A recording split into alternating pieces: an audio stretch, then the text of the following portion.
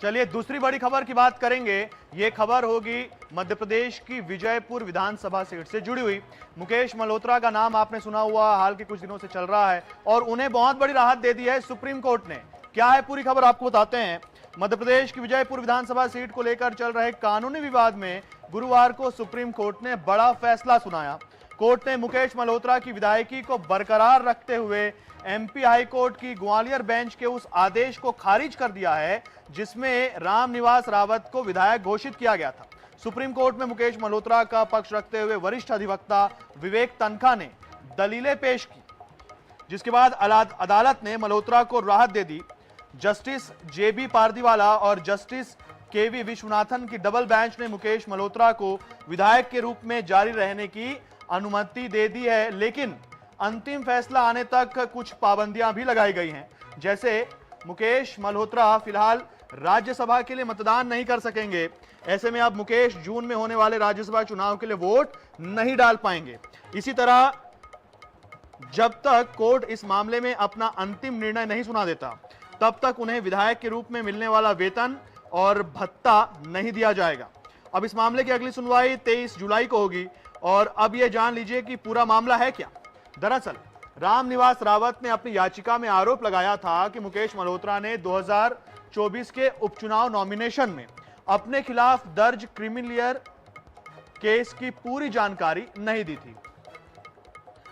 Bureau प्रमुख अनुराग मालवीय हमारे साथ में हैं। अनुराग जी, आपसे जानना चाहेंगे, हमने इससे पहले भी चर्चा की थी कि अब क्या विकल्प है। ठीक है, सुप्रीम कोर्ट ने तो बड़ी राहत दे दी है, तो समझ में आ सकता है कि 23 जुलाई तक तो मुकेश मल्होत्रा विधायक बनकर रहेंगे। बीजेपी अपनी तरफ से अब क्या कर सकती है?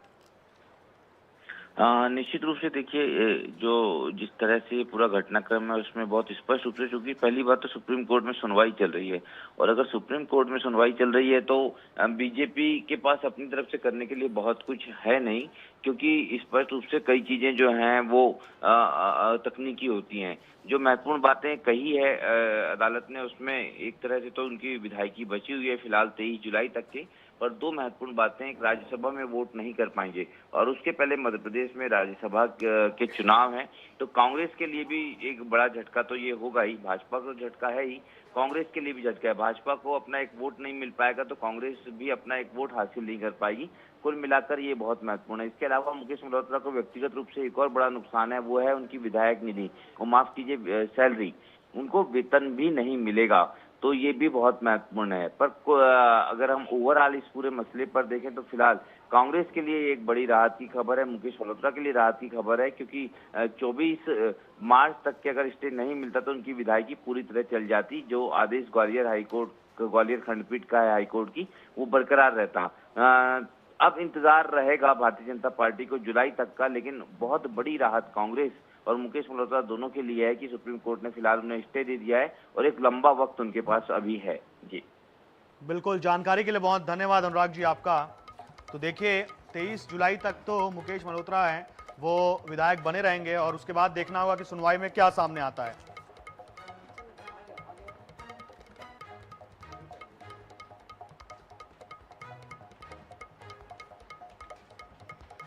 चलिए तीसरी खबर की बात करेंगे।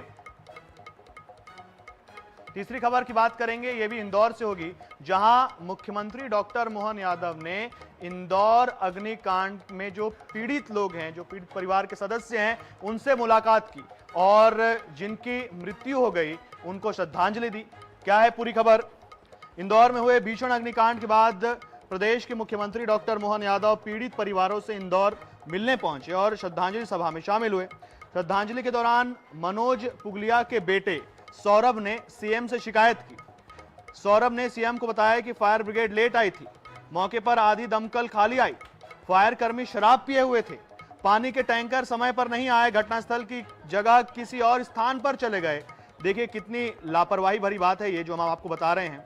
आगे उन्होंने बताया कि एम्बुलेंस भी समय पर नहीं आई, एम्बुलेंस समय पर आती तो पिता को बचा लेते। एक बेटा कह रहा है कि पिता को बचा लेते अगर एम्बुलेंस सही समय पर आ जाती तो।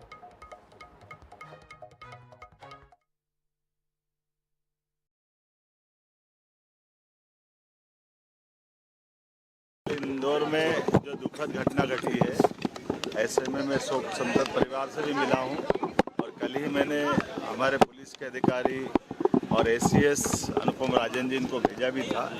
इसके एक्सपर्ट से भी और बाकी चीज़ों से भी आमतौर पर घर के बाहर की ये घटना अंदर तक पूरा घर को कालकवलित कर दे, अंदर से दरवाजे जाम हो जाए, ये बहुत दुखद भी हुआ, बहुत कष्टकारी भी है।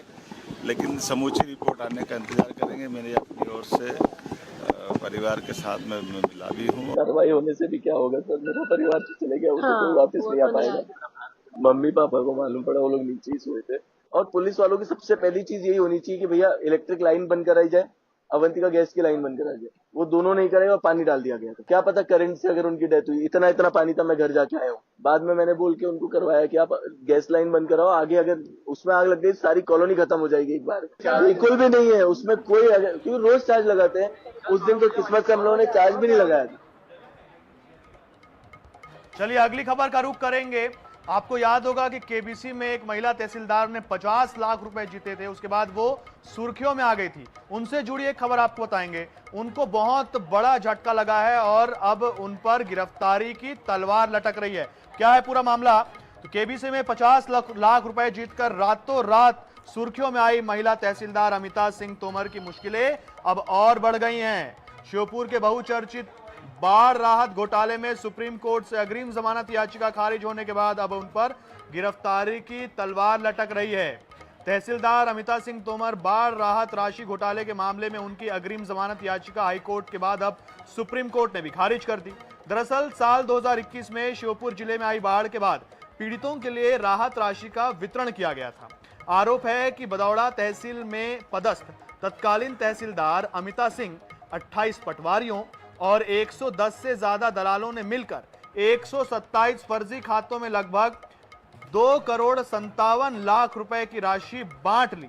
यह गड़बड़ी डिप्टी कलेक्टर की ऑडिट में पकड़ गई, जिसके बाद बड़ौदा थाने में एफआईआर दर्ज कराई गई। जांच में आरोप लगा कि राहत राशि वितरण के दौरान रिश्तेदारों और परिचितों को बाढ़ पीड़ित दिखाकर रकम उनके खातों में डलवाई गई। इस कथित घोटाले ने तहसील कार्यालय के कर्मियों और बिचौलियों की मिलीभगत बताई गई। सहयोगी जावेद खान है हमारे साथ में। जावेद, जरा बताइए कि महिला तहसीलदार अमित सिंह तोमर की मुश्किलें अब ऐसा लग रहा है कि कम नहीं होने वाली और हो सकता है कि वो गिरफ्तार भी हो जाए। आप क्या अपडेट है? जी बिल्कुल, ये ग्वालियर का ये चंबल संभाग का मामला है। इसमें श्योपुर जिले की विजयपुर की जो तहसीलदार है अमिता सिंह, इनको ये जो कौन बनेगा करोड़पति के केबीसी वोमेन के नाम से भी प्रसिद्ध हैं ये। और ये इन्होंने ये राहत घोटाला जो हुआ था, इसमें बाढ़ राहत के मामले में जो उन्होंने जो कार्रवाई की थी, उसमें जो लोगों को, अधिकारियों को जो राशि का अंतरण किया था, 2,57 करोड़ रुपए का मामला था। इसमें अमिता सिंह सहित 28 पटवारी और 110 लोग आरोपी बनाए गए थे। और अब इस मामले में चूंकि डिस्ट्रिक्ट कोर्ट से, हाई कोर्ट से उनकी जो याचिका थी वो खारिज हो चुकी थी। अब सुप्रीम कोर्ट में वो अपने राहत लेने के लिए पहुंची थी, लेकिन वहां से भी उनको राहत नहीं मिली है। अब ये माना जा रहा है कि पुलिस अब उन्हें गिरफ्तार कर सकती है। और सुप्रीम कोर्ट में जो अग्रिम याचिका लगाई थी, उससे पहले 3 स्तर पर उन्होंने जो जमानत याचिका लगाई थी, उसको लेकर कहीं से भी उनको रिलीफ नहीं मिला। तब सुप्रीम कोर्ट में जाके दरवाजा खटखटाया था। लेकिन ये अब पूछताछ के लिए पुलिस उसमें बुला सकती है, गिरफ्तार भी कर सकती है। यानी कि पुलिस के लिए अब पूरे रास्ते खुले हुए हैं। अब कहीं से कहीं तक जो सर्वोच्च न्यायालय से भी उनको राहत नहीं मिली है। लेकिन ये चर्चा में रहने वाली तहसीलदार है विजयपुर की, जो 2011 में कौन बनेगा करोड़पति सीजन 5 में आई थी और 50 लाख रुपए जीतकर चर्चा में आई थी। लेकिन ये अपने विवादित कारनामों की वजह से केबीसी वाली मैडम के नाम से प्रसिद्ध हैं। लेकिन जो मामला जो आया है 2021 का, बाढ़ के बाद जो बड़ौदा तहसील में 794 हितग्राहियों को राहत दी जानी थी, लेकिन जांच में सामने आया कि 127 फर्जी खातों में उन्होंने जो राशि ट्रांसफर कर दी थी और करीब 2,57 करोड़ रुपए का गबन किया गया था। इस मामले में अब तक 110 लोगों को आरोपी बनाया गया है, लेकिन जिनमें पटवारी, परिजन और तत्कालीन तहसीलदार जो अमिता सिंह का नाम शामिल है। बिल्कुल जावेद, देखिए अपराध तो गंभीर है और इस वजह से सुप्रीम कोर्ट से राहत नहीं मिली है और गिरफ्तारी भी हो सकती है। जानकारी के लिए बहुत धन्यवाद आपका।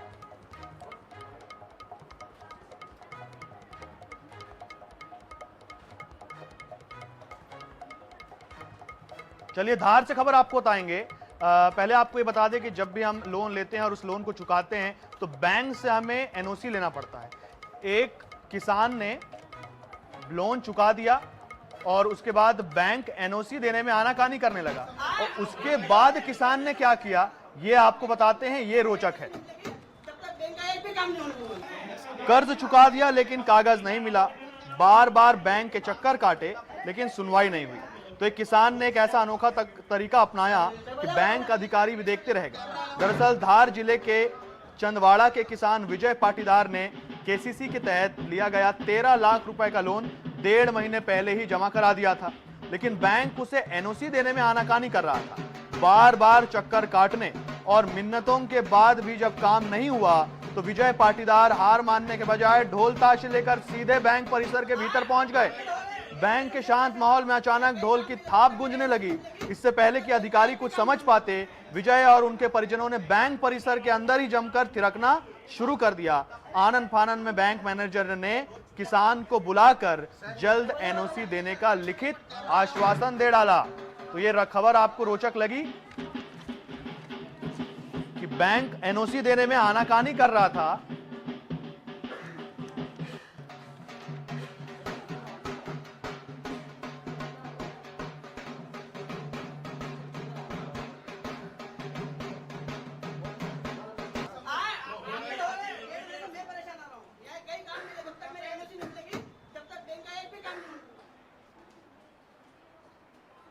छत्तीसगढ़ की विष्णुदेव साय सरकार अब युवाओं के लिए बहुत कुछ कर रही है। छत्तीसगढ़ सरकार ऐसा कर रही, ऐसी योजनाओं पर काम कर रही है कि युवाओं को अब दूसरे प्रदेश में जाकर रोजगार तलाशने की जरूरत नहीं है।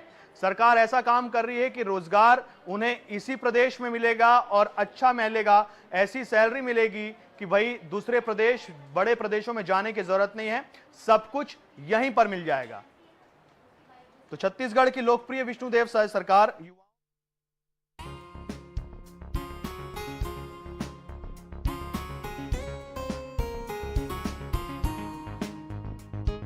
छत्तीसगढ़ सरकार ने अपने इस साल के बजट 2026-27 में युवाओं के भविष्य को मजबूत बनाने पर खास जोर दिया है। एक तरफ तो स्किल डेवलपमेंट के लिए 75 करोड़ रुपए का प्रावधान किया गया है, जिससे युवाओं को आधुनिक कौशल से लैस किया जाएगा। साथ ही प्रतियोगी परीक्षाओं की तैयारी कर रहे युवाओं को भी बड़ी राहत दी गई है। उड़ान, शिखर और मंजिल जैसी योजनाओं के जरिए आर्थिक सहायता दी जाएगी, ताकि प्रतिभाशाली युवाओं को संसाधनों की कमी का सामना न करना पड़े। राज्य सरकार का फोकस सिर्फ पढ़ाई तक सीमित नहीं है, बल्कि युवाओं को रोजगार के लिए तैयार करना भी है। मिशन NIPUN के जरिए युवाओं को इंडस्ट्री के जरूरतों के अनुसार प्रशिक्षित किया जाएगा। इसके साथ ही ITI और पॉलिटेक्निक संस्थानों के इंफ्रास्ट्रक्चर को मजबूत करने के लिए 50 करोड़ रुपए का प्रावधान किया गया है। वहीं सीएम स्टार्टअप पहल के जरिए युवाओं को नवाचार और स्टार्टअप की दिशा में आगे बढ़ने के लिए प्रेरित किया जाएगा। बजट में शिक्षा व्यवस्था को मजबूत करने के लिए भी कई बड़े फैसले लिए गए हैं। राज्य में 5000 शिक्षकों की भर्ती प्रक्रिया शुरू की जाएगी, जिससे स्कूलों में पढ़ाई की गुणवत्ता बेहतर होगी।